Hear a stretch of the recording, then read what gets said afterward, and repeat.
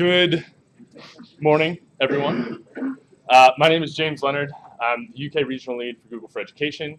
Your first test of the day, does everyone remember the number that I gave you?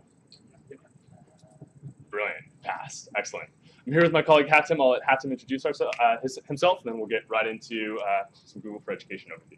All right, I'm Hatem Mawar. I'm with the Chrome OS team. I'm a technical program manager working with the product managers from Chrome OS. So these are the guys who actually add new features and are responsible for anything related to the EDA Chrome OS. Perfect. So we're really excited to be here. We know that there are a lot of schools across the UK who are starting to roll out G Suite, starting to look at Chrome as a platform to access web services. And we're here to sort of go over some best practices that we've seen schools use over the last 5 years, 7 years as they adopt these tools. Integration with current systems, user deployment, Chrome management, and it's going to be very hands-on. Okay. So first things first, we are going to get logged into said Chromebooks. So I gave you each a number.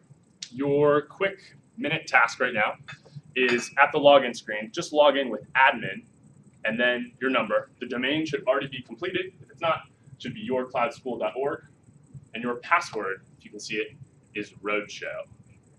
Roadshow. So admin and then your number. If you have number 1, it's just admin1 or admin7, not 07.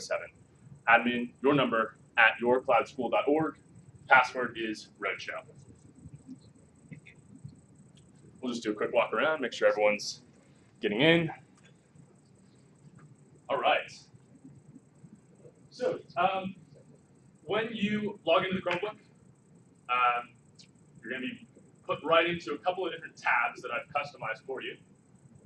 One of which, and again, this may be the first time that you're using a user account. So if you see welcome to your new account, just like this, just scroll down and click accept the terms. You might have to pick an icon for your particular username, and then you'll be right in. Once you get right in, a Google form will pop up, and I want you to go ahead and just answer a couple questions on said Google form.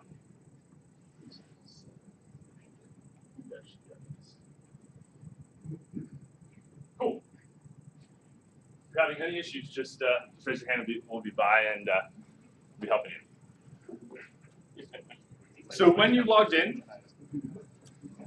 you would have seen a couple of things pop up. I see 25 people, 26 people have already completed the form. This is great. So I just wanted to gather a little bit of quick data. Yeah, question? Perfect. Swapped. So we're seeing a little bit of quick data here.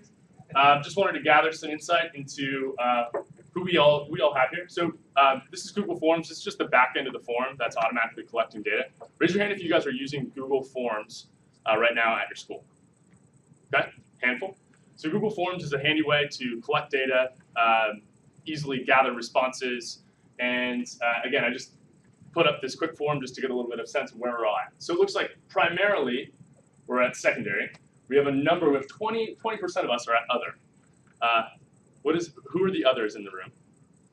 Okay, excellent, welcome.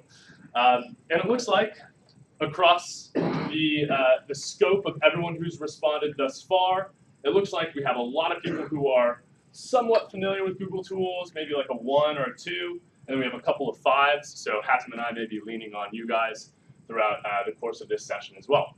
Now, if you're unfamiliar with Google tools and haven't used Forms before, you may also be unfamiliar with what Forms does on the back end. So I actually have all of your data here in a Google Sheet on the back end, and there's some really interesting functionality that we can do to query this data a bit deeper. So let's see, we had a lot of others, and I want to know a little bit more about the others in the room.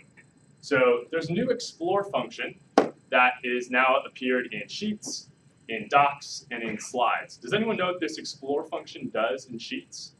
Yeah. Gives examples of analysis of data.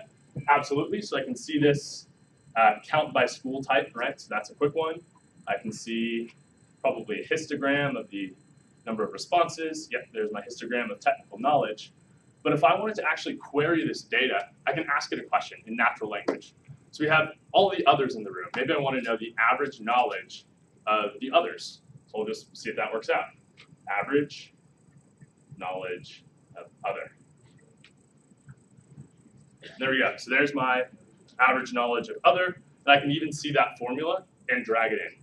So we have a lot of network managers, a lot of IT teams that are using this functionality in Sheets to query massive sets of data, again, in natural language. You can prove to your line manager, your head teacher, that you're a Sheets whiz with formulas without actually knowing the formula itself.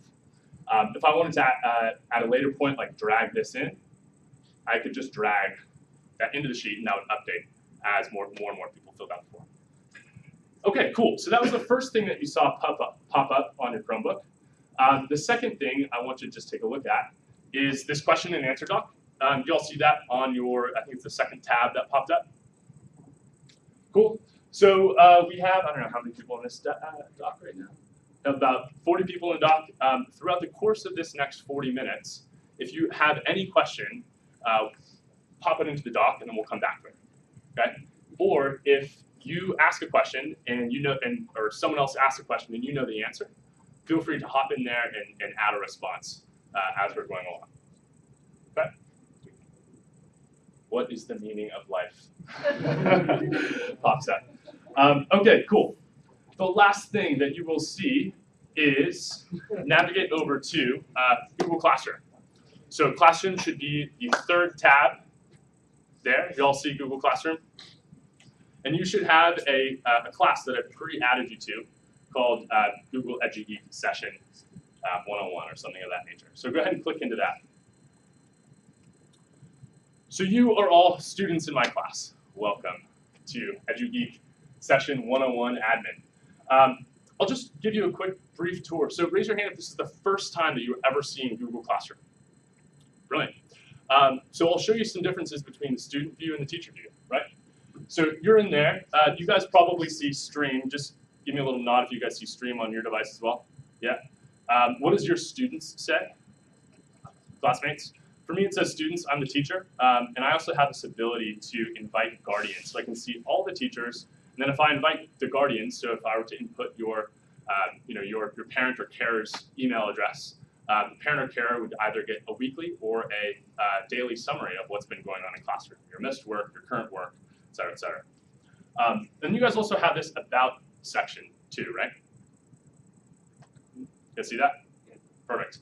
I can see it too. This is where I might add a syllabus, or again, I can link right to the Drive folder that will have all of this details for classroom. Good way to sort of collate sort of long-term files for a particular class. I can also invite a co-teacher. So if I wanted to invite Hatton to this class, I could invite Hatton and we could both share the responsibilities of teaching. But let's go to the stream, since that's where a lot of the action happens. And in your stream, I've pushed out, just to start the class, actually all the content that we're going to go over for the next 40 minutes. So if you're really enterprising and want to get way ahead, it's there for you. We're all about self-paced learning here today. So see that. But what I want you to do is to roll your mouse over this little plus button. And when you do, what do you guys see? What are your permissions? Create post, yeah? I have quite a few more permissions from a teacher perspective. We'll just make this a little bit bigger. So I can create an announcement, I can create an assignment, I can ask a question, or I can reuse a prior post. And if Hatton were my co-teacher, he'd be able to do that as well. Now, before I got here today, I actually saved a couple of posts. I've sort of pre-prepped our sort of lesson for the day. So I pre-prepped one just general question, which is going to be pushed out to you in just a moment. And the question is, what's one thing that you hope to learn more about in this session? Okay? So I'm going to ask that to the stream. Your stream is going to be updated in just a second. And at the very top of your stream, you may get a little notification that says the stream has been updated, and then a link to say show. So go ahead, click show, so that you can indeed see the question that I've just asked, which should be right here. And then once you've done that, you'll have the ability as a student to add a response.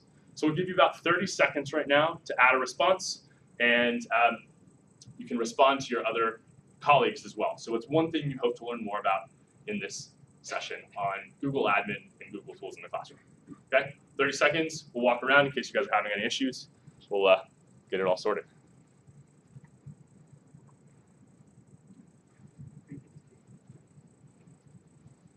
And thank you to Admin 3 and Admin 35 who have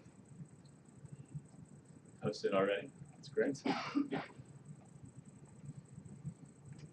As you can see, in my teacher view, if you've already finished, I'm definitely going to walk into this tripod at some point. I'm seeing just a rapid response to all the feedback that's being gathered right now. So,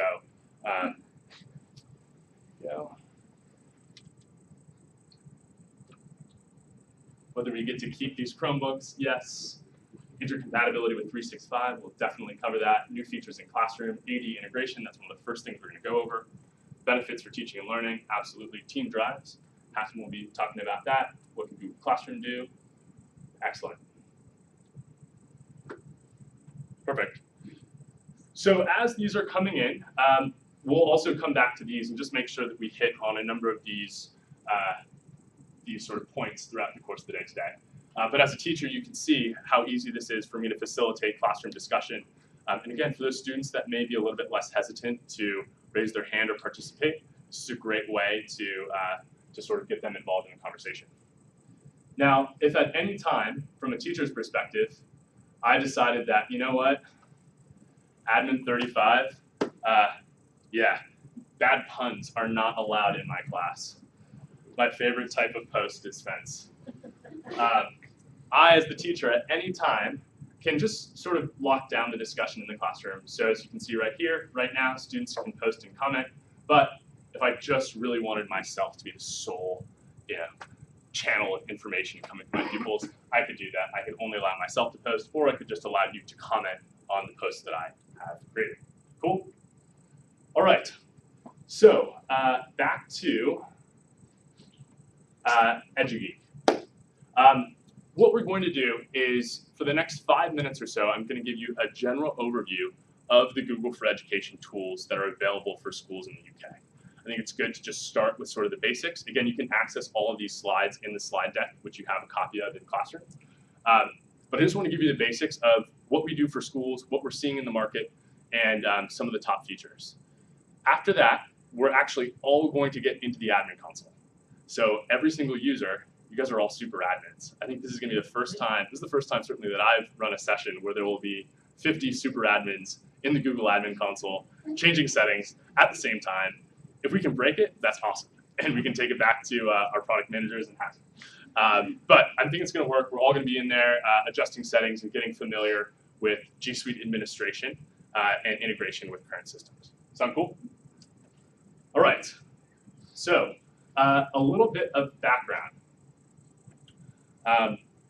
First, how do we build tools for schools? So as many of you know, Google, as a core part of our company, is a search company. And Google Search is intuitive, it's always there, it's always up, and it's built to scale across trillions of queries. So at our core, the way that we build products for schools embody those same philosophies of scale, simplicity, and ease of use.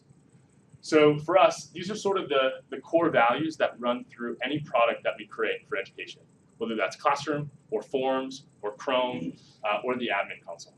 It needs to be easy to use, it needs to be cost-effective, right? So G Suite for Education, free, Chromebooks hit price points that are really easy for schools to manage. It needs to be versatile. So we're seeing a new generation of Chromebooks that not only hit the traditional clamshell form factor that you guys have, but also hit convertible and touch devices as well. And then impactful. We've just run a series of what we call Google for Education impact portraits that have actually tracked the educational and attainment impact of using Google tools in the classroom, whether that's Google Docs, Classroom, etc. And I'll share some of those and tell you where to find those to see some UK schools that have actually seen marked improvement in learning outcomes based on the use of Google tools. And so every tool that we produce needs to sort of align to these 4 things. Across the Google for Education offering, at the core is G Suite for Education. The second way I think about it is if you have this suite of web-based applications, what's your access platform? How do you get to it? Well, G Suite is available, of course, on any device, anywhere, anytime. But we're seeing schools gravitate towards web-centric devices like Chromebooks and the device management that comes with Chromebooks. We'll be diving into that a bit later.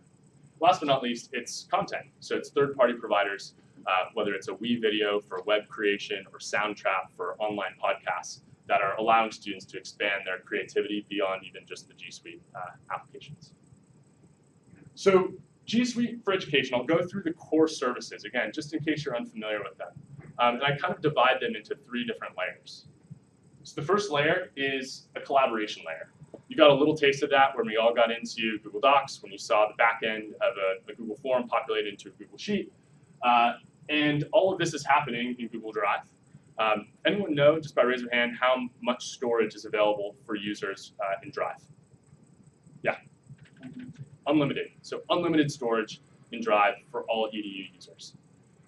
New core service, there's actually one of these services that was just added about a month ago. Does anyone identify or know which the new core service on this sort of collaboration layer is? You guys don't count. Anyone else? Maybe the light bulbs are going off in your head. I heard it. Google Keep. Yeah, Google Keep has been added as a core service. And then this icon right here, this one is Google Forms, which we saw earlier. This one is, anyone? Google Sites. The new Google Sites has gotten a complete rebrand. It's a great way to create e-portfolios and easily publicize websites. There's this second layer, which is sort of the communication layer. Google Classroom is in the center. I think of it as like mission control that brings together all these other pieces of the Google ecosystem and allows teachers to easily channel content. But you also have Gmail and Inbox, which is also now a core service for EDU. You have Google Hangouts. Anyone using Hangouts at their institution? Couple. So Hangouts is free video chat and regular chat. Contacts and groups, which are a little bit less sexy, but they're there nonetheless. On this final layer is something that we're really going to talk about today. So first, access. We're going to talk a lot about Chrome, but not just Chrome as Chromebooks, but Chrome OS and the Chrome browser as an infrastructure to deliver services across your users despite the device. Okay, so we'll talk about Chrome user settings, which apply to the Chrome browser wherever anyone signs into Chrome, and then also Chrome OS device settings, which some of you have already experienced, right? The ability to restrict sign-in to those devices to just my domain, the ability to pre-populate that username, those are device settings. So we'll talk about Chrome in terms of access. And last but not least, we'll talk about these 2 compliance tools. Super pertinent to the conversation about GDPR is Google Vault. Anyone know what Google Vault does in a sentence or 2? What does a vault do? Makes it safe? Yeah. Google Vault is the baked-in email archiving and e-discovery tool. We've now, about a month ago, actually just added Google Drive retention and storage to Google Vault. So not only do you have how much storage in Drive? Unlimited. You have unlimited cloud backup in Drive, in Vault now. So any file that goes into Drive, you can automatically find it in Vault. The question about GDPR and email, right? If you ever needed to query all the emails sent to a particular student, if you have a retention policy set in Vault, querying that is as easy as typing in the student's email, and then you have the power of Google Search to query every single email that's ever been sent in your domain. Last but not least is this icon, the admin console, which we're all going to dive into in just a bit. We're very familiar with that today. As I mentioned, G Suite for Education, free, will always be free. 24/7 support, so give us a ring if you ever get stuck, and best-in-class security. So the same data centers that are powering G Suite for Education users are the same data centers that our Google corporate data is on. It's the same data centers that HMRC running G Suite is on. It's the same data centers that the Cabinet Office running G Suite is on. Many corporate councils like Manchester County Council are also moving to the cloud in G Suite. So your security is our security, and we can go into that more if there's specific security questions. Last but not least, I'll just highlight this because Classroom really is at the core of G Suite. Classroom, this is a quote from a professor of electrical construction and rugby at Warwickshire College Group. Google Classroom has been transformational, enabling students to learn wherever they are. With G Suite, 4,000 students and teachers are active every day, a dramatic increase in 200 students 2 years ago. Cool. So that's the platform, G Suite. Let's talk devices. So you all have Chromebooks in your hand. For you, for any of you, is this the first time? Just raise your hand. Is this the first time you're ever getting hands-on with a Chromebook? Perfect. So about half the room. Great. So Chromebooks have been around since 2010. They've been the #1 device in U.S. education for the last 2 years. They're the #1 device in Sweden, the #1 device in Canada. And so we're seeing massive growth in the UK market as network managers are looking for ways to scale and meet demands for access to technology while also having limited budgets to do so. We're starting to see sort of 3 layers of Chrome OS devices emerge across our OEM partners. And again, there's about 13 OEMs that are producing Chromebooks, from Dell to Acer to Lenovo to HP. You'll always see this rugged and affordable entry-level device. It's, run you about, I don't know, haptic guys, how much is an entry-level Chromebook running you these days? 150, 200, boots up in a couple seconds, you're on the web, it's built to last, it's mil-spec tested, affordable, rugged, scalable. We also see this sort of next layer of devices that are coming into play, which are larger screens, maybe a bit more powerful. Some of these are starting to be teacher devices. HandsOn and I were talking about, with GDPR and encryption on the device, Chromebooks are encrypted by nature, right? They're some of the most secure devices on the face of the planet. So everything that happened with ransomware across the NHS would never happen on a Chromebook because there's nothing for a virus to attack on this. So larger screen and more performance is kind of the second layer. And then this third layer that we started to see emerge and is available now actually through our resellers and in the next month or two are convertible devices that are really built for a variety of needs in education. So these are flip devices with touch, with a camera, a world-facing camera. So when you flip it around, there's actually a camera either on the right next to the mouse or on the top of the keyboard, so pupils can actually use it like a tablet. And all of these devices and many more devices in the next couple of quarters will get Android apps running on Chromebooks as well. So you may have heard announcements in the past at Google I/O that Android and Chrome are becoming closer and closer together. And we're starting to see that more with this new layer of devices. Android apps running on Chrome, extending the content ecosystem. Yeah, oh yeah, and stylus. They'll also have stylus. Sort of a dumb stylus that's only going to cost about 10 pounds, but will still not require pairing, and it still will actually be on parity with high-end stylus devices using machine learning that's actually built into Chrome OS that will sort of predict where your pen is going. Chromebooks are quite possibly some of the most secure devices on the planet. They never require updates, so they're auto-updating, so the days of imaging devices are over. They have something called verified boot, meaning that every single time a Chromebook boots up, it self-certifies to make sure that there aren't any system corruptions. Sandboxing, so every single tab that you are currently on in Chrome is sandboxed. So even if the gentleman in the front row went to a really malicious, naughty website, that stuff in that website would be contained to that browser tab. So you close that browser tab and nothing else in the device is affected. And last but not least, data encryption. So Chromebooks are, as it says here, 128-bit encrypted for every unique user and never accessible by others. We actually hold a competition every year with about $1 million US bounty for anyone who can hack into a Chromebook. We haven't given that out yet. Last but not least, so you have the Chromebooks themselves. What about the management pieces? So with every Chromebook, there's a management console that allows schools to manage the technology at scale. 24/7, 365 support on that as well. It's 19 pounds per device. Lasts for the life of the device.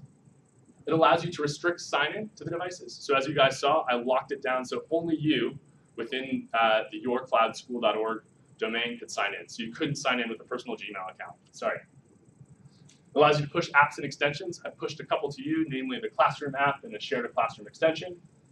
Enforce policies like Google Safe Search, right? If you can ensure that your users are signing in with their domain account, you can enforce safe search policies and YouTube policies that are specific to the user. So not only will you have YouTube restriction at the network level, perhaps, but you also have granular control over something like Google Search at the user level because you know that your users are logging in with their domain account on a Chromebook. And last but not least, the ability to administer exams or assessments at scale. We'll talk a little bit more about kiosks, but one of the key features of device management is being able to lock that particular device down to a public session, a custom session, or push out a particular kiosk. If you're in the slide deck, feel free to go to this link. In 2015, so a year or two old, we ran a white paper with IDC that actually quantified the overall total cost of ownership of administering Chrome devices. And for IT teams, again, as demand for devices and as more and more comes on your plate, it's less for you to do. So much less time to actually physically image the devices. There's none of that. Complete reduction in staff time, troubleshooting, because again, they're simple, they're easy to use, and they're easy to scale. So we're going to get hands-on with the admin console. And what I'm going to do is actually just direct you right to the Google Admin Console. Okay? If you want to get a head start, it's at admin.google.com. But what I'm actually going to do is there's this really unique and cool extension called the Share to Classroom extension. Has anyone seen the Share to Classroom extension? Raise your hand. A couple people, same hands going up, brilliant. For those of you this is going to be new, Share to Classroom extension, again, it's a Chrome extension that I can deploy across the organization. And what this allows me to do is just cast a tab right to you guys. So I'm just going to push out the admin console to all these students in my class. That's going to push, and then in a couple seconds, this should open in a new tab on your Chromebook. If it doesn't, just go ahead and navigate to admin.google.com.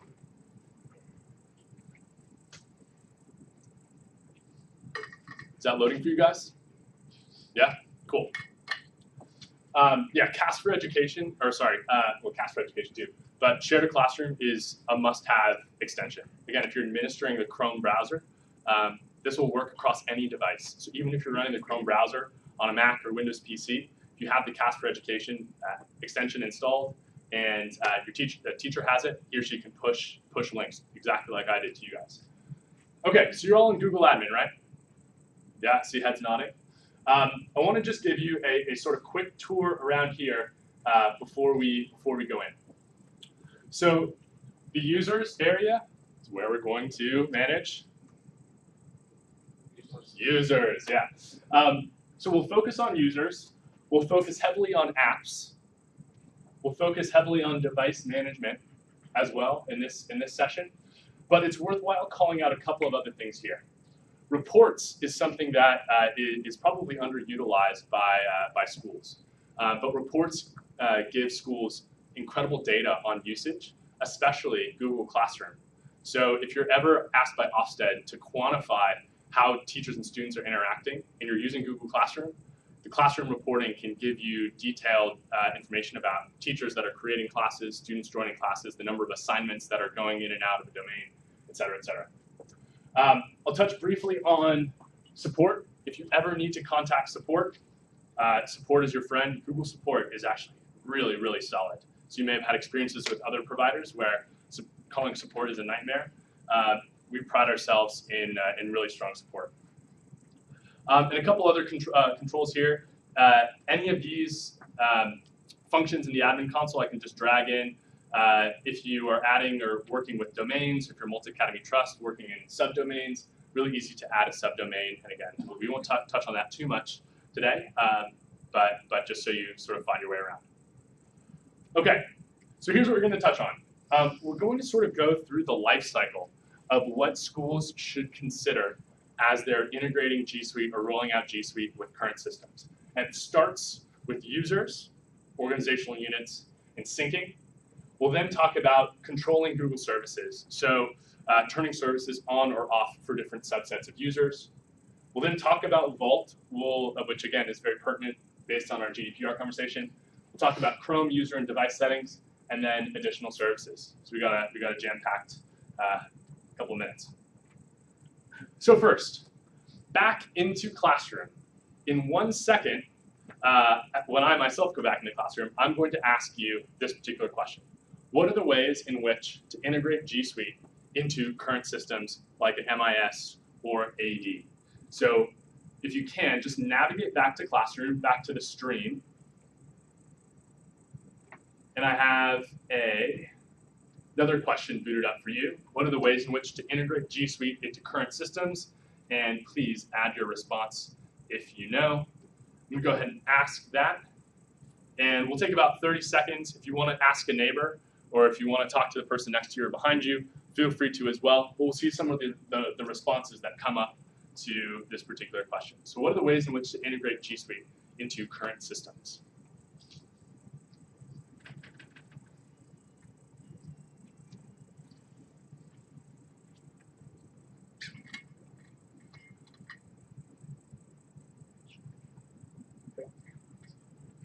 All right, cool.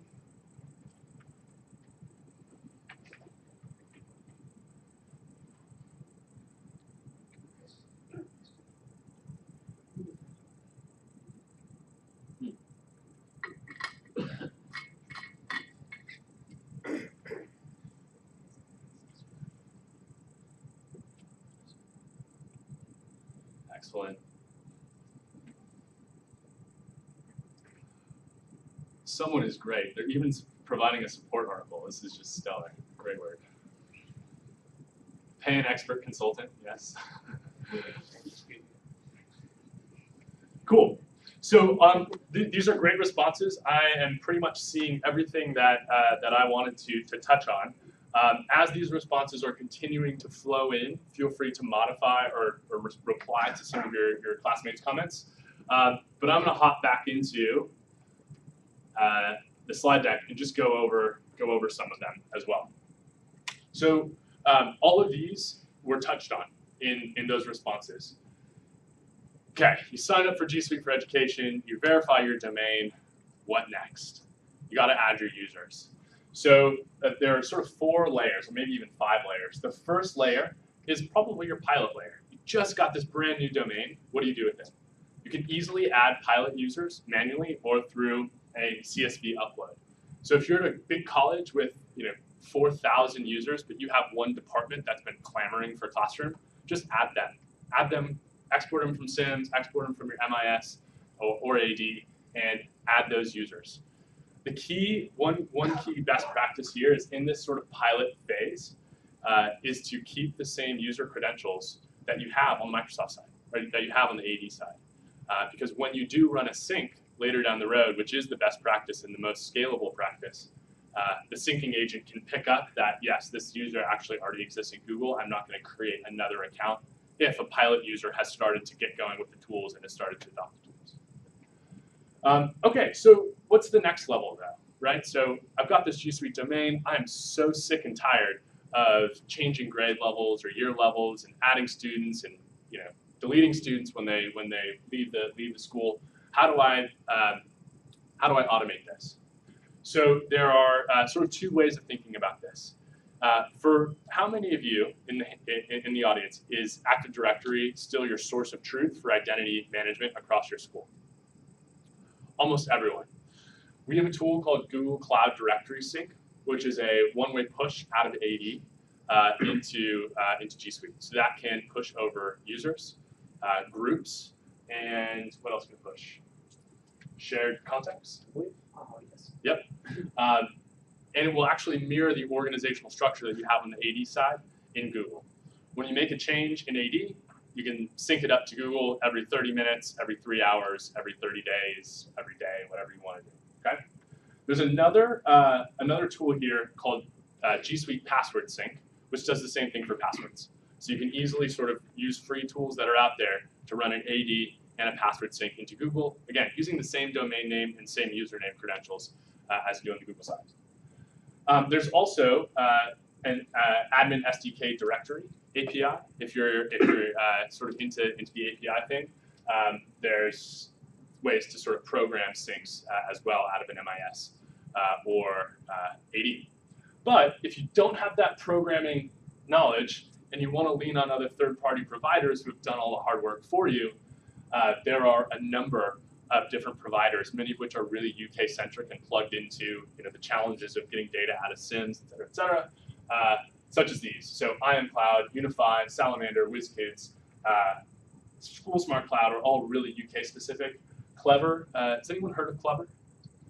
A couple of people? Yeah, head over to the Clever website. They're probably one of the largest SSO providers in the States. And it's actually free for schools. They'll link up AD and or MIS and connect it to a bunch of different web applications, G Suite included.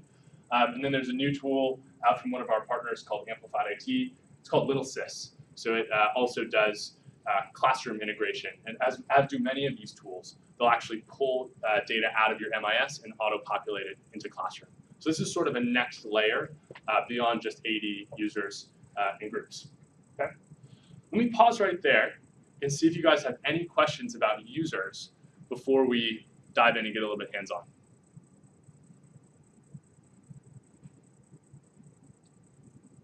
No questions. James, you're perfectly clear and straightforward. Excellent. Okay, really quickly, recommended OU structure. I'm not going to go into this in real detail right now because you have the slides. But basically, from a school perspective, you can just copy over your existing Active Directory structure, but you can also think about it in these ways. For a single school, splitting out by staff and student, and then graduation year, it's always best practice in Google to have a suspended users. So if you're moving students that are on extended leave, or you're putting graduating students in the suspended OU, really handy, as well as a test OU. So if you're testing a bunch of new Chrome settings, just create a user in the test OU and then log into a Chromebook with that credential, and you can see those settings apply. If you're a multi-academy trust, anyone in here, just raise your hand if you are in a multi-academy trust setting. A couple. So the big challenge around multi-academy trust right now is how do we position our cloud strategy to scale? And we have a lot of MATs that are looking at G Suite because you have a new school come on board, you can easily roll out a cloud platform to them in a matter of minutes. So when I talk to MATs, there's sort of two ways of thinking about OU structure. It's either keeping the staff and student split so that it's really easy if you have a 20 school MAT to change a setting for all students and have it trickle down, or for all staff and have it trickle down. And again, this is just sort of built for ease of management. But there's also other sort of political and identity issues in a MAT environment. So a lot of MATs will have new schools that really want to keep their identity and their domain, their sort of digital identity, as a part of the MAT. So we're working with a lot of MATs that are adopting sort of a domain root. AET is a good example. There are 70,000 Google users across the entire trust. They keep AET/AET-INET at the very top. And then each individual school, so 65 schools in their academy, have separate subdomains, so separate identity within the broader AET domain. And then they can break out by central office, faculty, students, graduation year, much like you see here. So you guys have access to these slides. I won't be deleting these slides after the session. If you want to share it with yourself or share it with your own personal Google account, by all means do, so that you have a copy of these after. Okay, we're going to get hands-on in the admin console. Everyone wake up your Chromebooks. Make sure they're ready to go. And your task is a relatively simple one. We're going to start out easy. Even though there's 50 of us doing it at the same time, we'll see. Your task is first, in the admin console, go into the users section. Okay? So for those of you who are new to the admin console, just clicking over here into users. Okay? Here I can see my OUs. I can see some of these users that have been created. You all are living in this roadshow OU. So if you're there, you're there. That's great.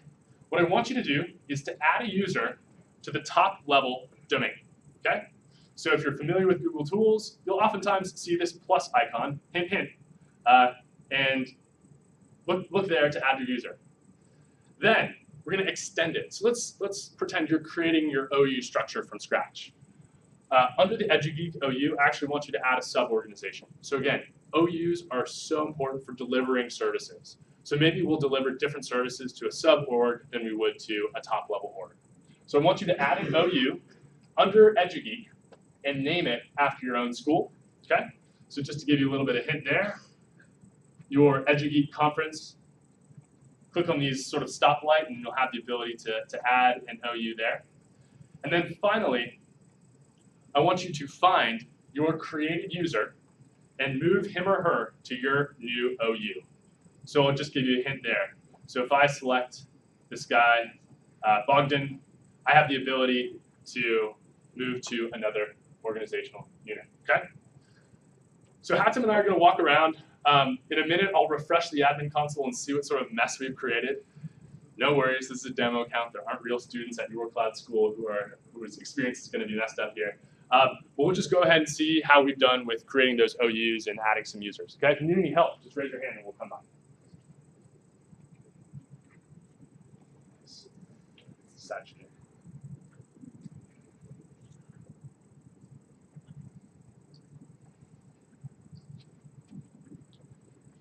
Nice. All right.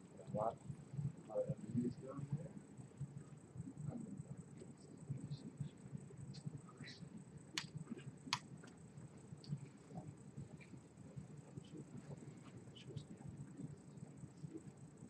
Okay, perfect.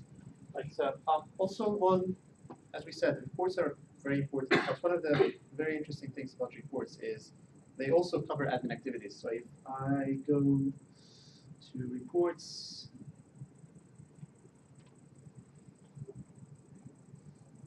I can easily check the audit for the admin.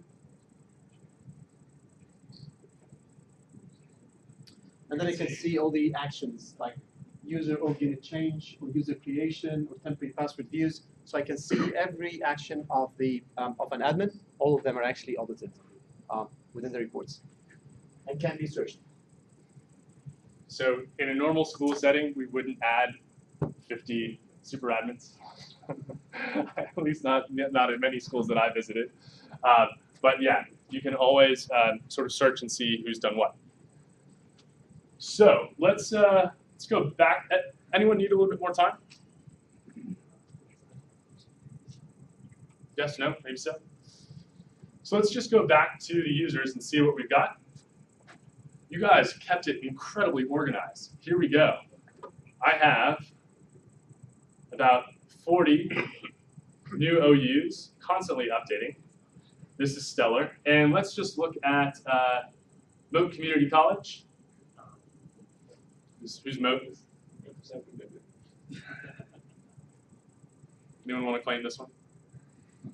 Okay, we got one. It looks like we still have to move your user into this OU. Let's see, Fred School. Fred School, not quite there in terms of OUs. There we go. So who is Dens Magna? D Magna. All right, let's give him a round of applause. He successfully moved his user into this OU. Okay, so what are the ways that you can conscript this even further? Right, so this is obviously a really easy process. If you're making changes like this, users, mass changes in other systems, maybe you're in PowerShell or maybe you're slogging through code. Not only is this easy to do in Google, just sort of dragging and dropping, but we'll talk about a tool called Google Apps Manager, also known as GAM. And GAM is a command line tool for G Suite and Chrome, which uses our APIs. So if you were at a multi-academy trust and you needed to move 5,000 users from a student OU to a different OU, whatever it may be, GAM is a lifesaver. So I'm just going to push this to you guys in Classroom so that you have it. And again, we'll talk a little bit more about it later. Okay, so let's go back to users. And I'll just briefly pause there. Any other questions on user creation, syncing, or integration with existing systems like AD? All right, let's move on. So after you add users, what do you think is sort of the next question that schools often ask when rolling out Google tools? There's a lot. You saw all the different tools that are available within G Suite. What do you think is the next question that IT managers and network managers often ask? How can I turn things off? Absolutely. So we're going to talk about turning services on or off. And this is really important in terms of your OU structure, right? So your OU structure will allow you to get as granular as you need to get to turn services off or on. Okay? So in the admin console, I'm just going to have you guys navigate back to the home in Google Admin. You can do that by clicking on just the Google icon in the upper left. And once you get there, just navigate over to Apps. And this Apps section is where we control the core services, so the 10 core services that we talked about earlier, as well as the over 50 additional services like YouTube and Google Plus and Blogger, which again are all Google products, but they're not specific to G Suite for education. So here's the use case. We're a school. We really want our teachers and students to be able to access Classroom and Docs and Drive, but our teachers will throw a fit if we do anything to their email. Does that sound familiar? I was going to say, you guys all have very nimble and flexible teaching staffs. Yeah, no. So in Google Admin, I'll just show you briefly how easy it is to turn off a service like Gmail. Again, when you're rolling out G Suite for your users, it doesn't mean that you're completely changing your email, right? You can easily turn Gmail off. In fact, nothing will happen unless you switch the MX records to point towards Google, right? So let's just use this as an example. We're at a multi-academy trust, and our teachers, are just not going to go for Gmail. So I'm going to turn this off for everyone, and Gmail will turn off. Okay, so Gmail's off. What I want you guys to do right now is open a new tab and try to go to Gmail. It says these service changes can take up to 24 hours to populate, but we'll see if it takes about 24 seconds. So what do you see if you open up a new tab and type in Gmail? Don't have access, right? So again, think about other systems, other web-based collaboration systems, where if you were going to try to script a change for 200 users or 2,000 users or 400,000 users across your organization, it's probably going to take a lot of work. You're going to be in PowerShell. You're going to be doing all sorts of things. Here we go. We just turned off Gmail for all the organization, just like that. So I'll flip it back on. As you can see here, so the gentleman in the back mentioned Hangouts. So Hangouts is off, but maybe I want to allow teachers the ability to use Hangouts, but I don't want students to. So maybe I'll switch this and say, actually, Hangouts is going to be on for some organizations. Maybe I just want it on for the EduGeek conference organization. I can easily override that setting and then apply it, and then you guys will have access to Hangouts. Okay? Cool. Let me just turn Gmail back on in case we need that. All right, rocking. So the next question is, okay, we're IT, we already have so much on our plate. Like, if Google is another thing to manage, how do I know that I have control over it? How do I know that if anything goes wrong, I'm not going to get the finger pointed back at me because it was me who set up the system? And so that's where Google Vault comes in. If any of you guys are on this particular slide that I sent out via Classroom, you'll have a bunch of live links to more information about Vault. But basically, I'll read this. Vault is the ultimate retention tool. It allows you to retain, archive, search, and export your organization's email, Hangout, and Drive data for e-discovery and compliance needs. Vault is entirely web-based, so there's no need to install or maintain any software, saving schools IT costs and resources. So you may be paying for third-party archiving and e-discovery solutions or a third-party backup solution. If you move to Vault, you move all your stuff to Drive. Again, Drive is free, and you have unlimited cloud backup in Vault. So these are the bullet points that I mentioned. All of these underlined links are links to support articles about how to actually query the corpus of the information that you have in Vault, how to set retention policies, how to limit who has access to Vault, and then how to share and export the matters that you create with the appropriate individuals. So if there is ever litigation, you can make sure that only the lawyer is seeing it, that another random teacher or student at that school doesn't ever get their hands on that. Definitely don't recommend allowing all super admins or all admins across your school to have access to Vault, because again, it is a view into everything, all data across the domain. Okay, so let's go into Vault. Now, yeah, sorry, cool. So let's go into Vault. So what I want you to do is to head over to ediscovery.google.com. I'm also going to push that to Classroom. So it'll pop up, push that, it should come up in just a second. And in eDiscovery, or sorry, in Google Vault, you not only have the ability to set a retention policy, again, which can be unlimited, but you have the ability to create a matter. So we're going to actually create a sample matter, and you have a new task. Is everyone in Google Vault? Did that get to you? Yeah, just nod your head if Google Vault got there. Perfect. Your task is in Vault. You're going to create a new matter and give it a name, such as EduGeek and then your number. And once you've created a matter, you're going to select search. So what it will look like on your end is you'll go here, say create new matter, give it a name, and then you'll have the ability to search in that matter. Now we've had a very naughty faculty member who has written poo in a number of emails. So I want you to query all the emails that have ever been sent in this domain for the word poo. It's naughty, naughty word. Okay? So I'll give you about 30 seconds to have a play in Google Vault. As you are doing that, I'll mirror it on my screen so you can kind of see how I would do it. Again, if you're just new and familiar with the tools.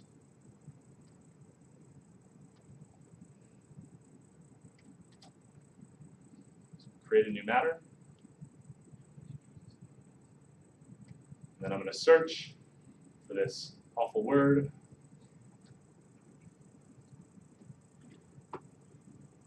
And here we go. You guys are probably doing this at the same time, but I've easily leveraged the power of Google Search, and I'm querying all of these emails that contain this naughty word, or perhaps have been sent by a particular user. Okay? So it's a brief overview of Vault. The last thing that we're going to touch on is Chrome. Okay? Chrome for education. We touched on it a little bit earlier, but we'll touch on the Chrome Management Console. So there are user settings and there are device settings. User settings allow you to push apps and extensions, customize the Chrome Web Store, route the device to the proxy. So if you have Chromebooks that are going off-site, they can actually be routed back through your school's filter. Customize the user experience. This is like those 3 pages that loaded on startup, or the wallpaper. You guys all have a custom wallpaper, I think. Did you have that? I said that. Yeah, okay. So you should have a custom wallpaper, and then enabling or disabling hardware. And then device settings, meaning who can sign into the device. Can anyone, if they try to wipe the device, what happens? Auto-completing the domain, which is relevant for the Chromebooks that you guys are using, enabling or disabling cloud printing, and then also pushing out kiosk applications. So, a couple of things that I want to touch on. First is enforce safe search. So all of you have safe search enforced. And again, if you're trying to enforce safe search at the network level, it can kind of be like playing whack-a-mole with Google because of HTTPS. So if you have Chromebooks, and you know that your users are signed into Chrome, you can enforce safe search at the user level, at the browser level.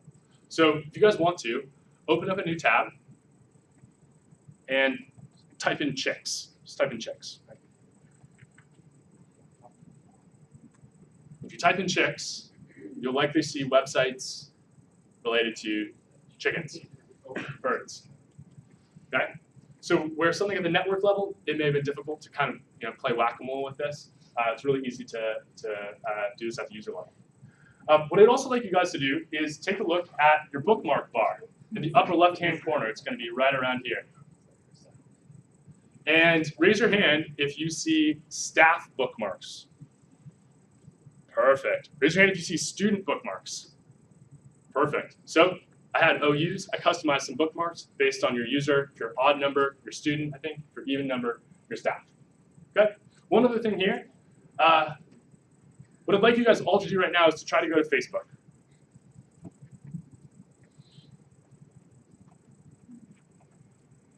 All right, raise your hand if you got to Facebook.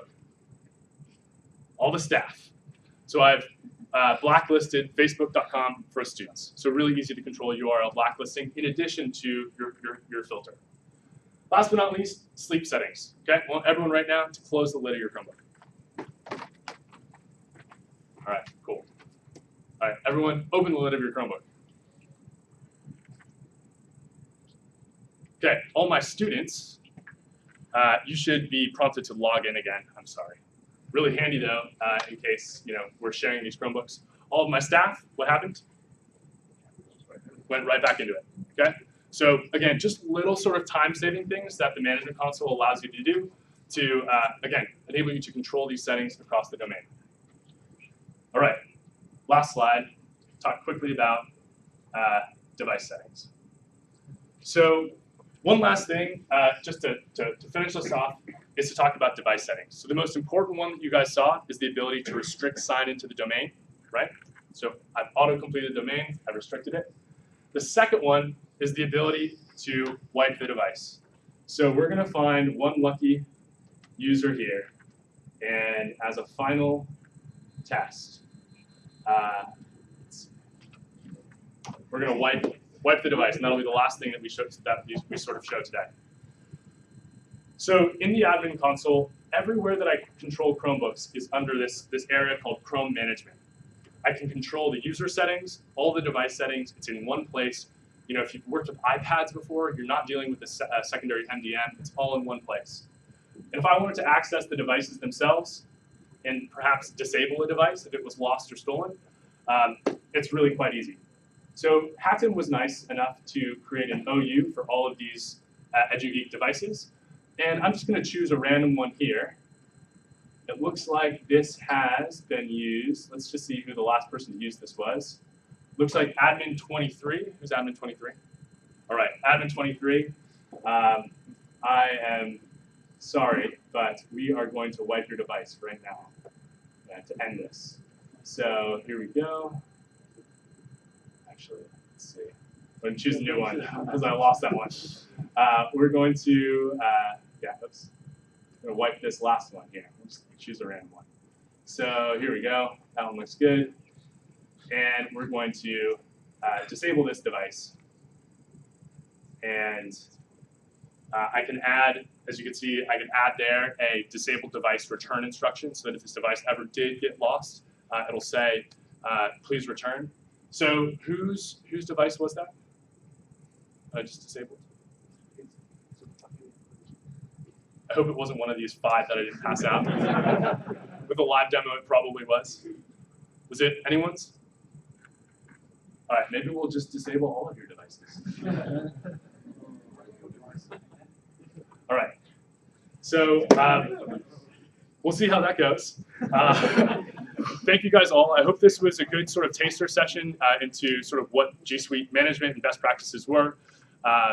If you have any questions, Hatcher and I will be here for the next hour or so. And again, feel free to connect with us on LinkedIn, on EduGeek, or on, just through Google channels. So thank you guys again. Hope it was helpful. Talk to you soon.